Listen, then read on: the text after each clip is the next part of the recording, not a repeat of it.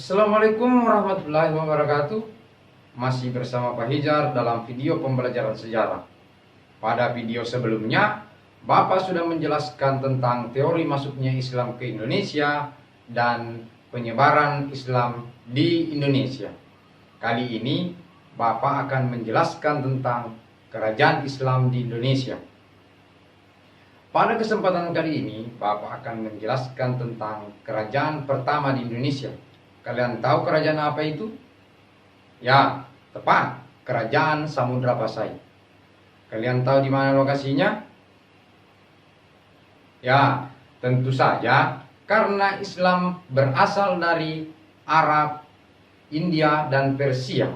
Maka tentunya Islam pertama kali masuk dan berdiri sebuah kerajaan adalah wilayah Indonesia yang paling dekat dengan daerah asal agama ini. Tentu saja Pulau Sumatera. Ya, sebagaimana itu, Samudra Pasai juga berdiri di Pulau Sumatera. Secara lebih spesifik, kita bisa perhatikan peta di sebelah kiri Bapak.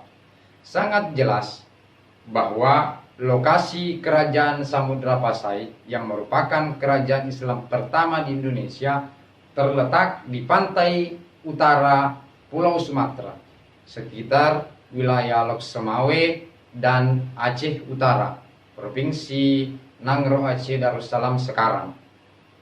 Bukti keberadaan kerajaan Samudra Pasai adalah dengan ditemukannya makam Raja-Raja Pasai di dekat reruntuhan bangunan pusat kerajaan Samudra Pasai di daerah Beringin, Kecamatan Samudra, sekitar 17 km dari Lok Semawe. Bagaimana awal berdirinya kerajaan ini? Ya, Bapak akan jelaskan. Kerajaan Samudra Pasai didirikan oleh Marasilu pada tahun 1267 dengan menyatukan kerajaan Pasai dan Perlak.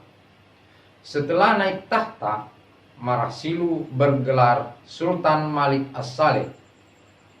Beliau berkuasa paling tidak 30 tahun lamanya sampai akhirnya wafat pada tahun 696 Hijriah atau 1297 Masehi.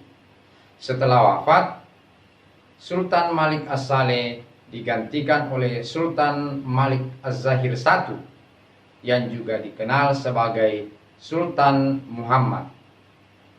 Selanjutnya, saya akan menjelaskan struktur pemerintahan Kerajaan Samudra Pasai. Pimpinan kerajaan tentunya berada di tangan sultan yang biasanya memerintah secara turun-temurun.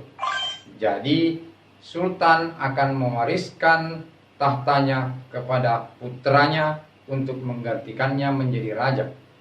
Ketika tidak punya putra, kemungkinan besar akan diwariskan kepada saudara laki-lakinya. Begitu seterusnya. Di samping seorang sultan, terdapat pula jabatan-jabatan lain seperti menteri besar atau kita biasa mengenal perdana menteri, seorang bendahara kerajaan, seorang panglima perang atau panglima angkatan laut sekarang yang bernama Laksamana, dan seorang kepala mahkamah agama yang dikenal sebagai kadi, dan beberapa orang syah bandar yang mengepalai dan mengawasi para pedagang asing di kota-kota pelabuhan. Biasanya syah bandar ini menjadi penghubung antara sultan dengan para pedagang-pedagang asing. Selain itu, menurut catatan Muhammad Yunus Jamil, beberapa jabatan kerajaan Samudra Pasai terdiri dari orang-orang yang alim dan bijaksana. Adapun nama-nama jabatan tersebut adalah yang pertama, Sri Kaya Sayyid Gisayuddin sebagai Perdana Menteri. Yang kedua, Sayyid Ali bin Ali Al-Makarani sebagai Syekhul Islam. Dan yang terakhir adalah Bawakayu Ali Hisamuddin Al-Malabari sebagai Menteri Luar Negeri. Selanjutnya, kehidupan politik pada kerajaan Samudra Pasai. Pada masa pemerintahan Sultan Malik As-Saleh, datang seorang musafir dari Italia pada tahun 1292. Itulah yang sering kita kenal sebagai Marco Polo. Melalui catatan Marco Polo diketahui bahwa Raja Samudra Pasai itu bergelar Sultan. Setelah Sultan Malik As-Saleh wafat, maka digantikan oleh Sultan Muhammad dengan gelar Sultan Malik As-Zahir I yang memimpin Samudra Pasai dari tahun 1297 sampai tahun 1326. Pengganti dari Sultan Muhammad adalah Sultan Ahmad yang juga bergelar Sultan Malik Az-Zahir II, berkuasa dari tahun 1326 sampai 1348. Pada masa itu, Kerajaan Samudra Pasai berkembang pesat dan terus menjalin hubungan dengan kerajaan-kerajaan Islam di India maupun di Arab.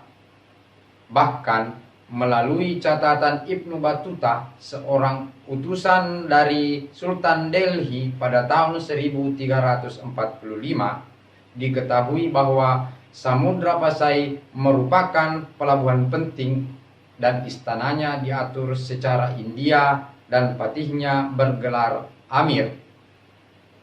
Selanjutnya, penguasa Samudra Pasai tidak banyak diketahui karena pemerintahan Sultan Zainal Abidin yang bergelar Sultan Malik At-Tahir III kurang begitu jelas. Jadi demikian kehidupan politiknya. Kita lanjut pada kehidupan ekonomi kerajaan Samudra Pasai. Dengan letaknya yang sangat strategis, maka kerajaan Samudra Pasai berkembang sebagai kerajaan maritim dan bandar transito. Dengan demikian, Samudra Pasai mengganti peranan kerajaan Sriwijaya di Selat Malaka. Kerajaan Samudra Pasai memiliki pengaruh atas pelabuhan-pelabuhan penting di Sumatera, yaitu diantaranya di Pidi, Perlak, dan lain-lain. Samudra Pasai berkembang pada masa pemerintahan Sultan Malik At-Tahir II. Hal ini sesuai dengan keterangan Ibnu Battuta. Komoditi perdagangan dari Samudra Pasai yang penting adalah lada, kapur barus, dan emas. Sedangkan untuk kepentingan perdagangan sudah dikenal uang sebagai alat tukar. Uang yang digunakan di sini adalah uang yang terbuat dari emas yang dinamakan dirham. Gambarnya tentu bisa dilihat pada layar berikut.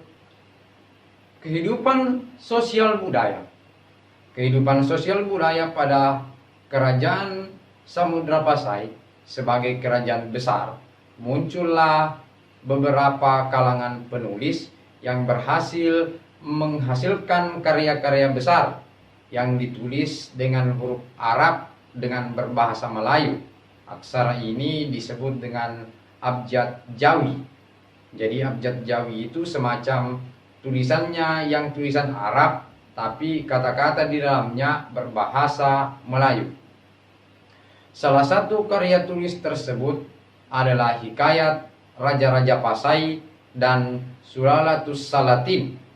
Jadi itu berkisah tentang raja-raja Melayu. Di bidang budaya, masyarakat Samudra Pasai dipengaruhi oleh Islam bermazhab Syafi'i. Namun mereka menyesuaikan ajaran itu dengan adat istiadat setempat sehingga melahirkan budaya yang merupakan campuran antara Islam dan budaya asli dari masyarakat Samudra Pasai. Kita lanjut keruntuhan kerajaan ini. Jadi pada masa akhir kerajaan Samudra Pasai terjadi beberapa pertikaian yang mengakibatkan perang saudara. Dalam Sulalatus Salatin menceritakan Sultan Pasai meminta bantuan kepada Sultan Malaka untuk meredam pemberontakan tersebut. Namun, Kesultanan Pasai sendiri akhirnya runtuh setelah ditaklukkan oleh Portugis pada tahun 1511, dan kemudian tahun 1528 wilayah Pasai menjadi wilayah Kerajaan Aceh.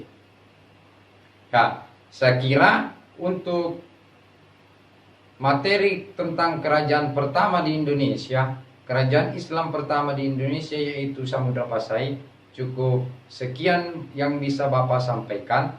Untuk materi selanjutnya tentang kerajaan Malaka akan Bapak jelaskan pada video selanjutnya. Sekian, wassalamualaikum warahmatullahi wabarakatuh.